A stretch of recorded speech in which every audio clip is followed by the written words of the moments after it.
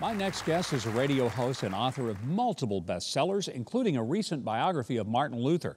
His latest takes a hilarious look at Washington, and it's a children's book. It's called Donald Drains the Swamp.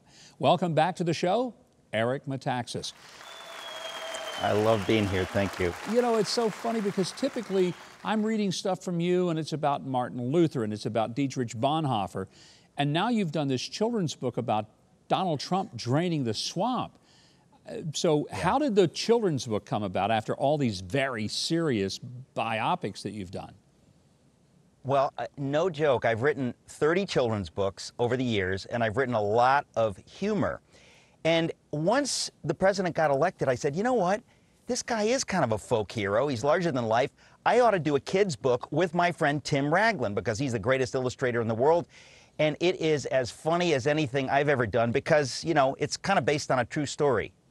Yeah, there's a true story behind all of this. But how did you make a book about Donald Trump suitable for children? We wanted to write a fable that you could explain the most basic ideas of what's happening in America to little kids. At the same time, there's a lot of humor for adults. The swamp creatures are really nasty. One of them might look like Senator Schumer. Another one might look like a certain, well, it's a turtle, but I'm not going to mention any names. But the point is that it's meant to be funny for adults. There's a lot of jokes for adults. The biggest, baddest swamp creature, well, actually, the first swamp creature is a Labiosaurus. I don't know what that even means. But the Labiosaurus tells Donald, listen, the king doesn't talk to anybody who doesn't live in the swamp. They think everybody outside the swamp is uneducated, they're uncultured, they're deplorable. He doesn't want to talk to anybody outside the swamp. So they say, well, look, we're going to get drastic. We're going to drain the swamp. And of course, the swamp is made of money. That's why nobody wants to leave. The king doesn't want to leave. And when he starts to drain the swamp by digging a trench, it's going to be the best, biggest trench you've ever seen. And he's going to get the swamp people to pay for it. Actually, that's not true, but it's going to be the biggest, best trench. They start digging the swamp, and the nastiest swamp creature of all comes out. And the nastiest swamp creature is called the George-osaurus. Oh, no. So there's some stuff for adults. There's some adult stuff in there. There's other funny stuff, but I'm not gonna get into it now. Yeah, but Eric, you know that a lot of people on the left have zero sense of humor.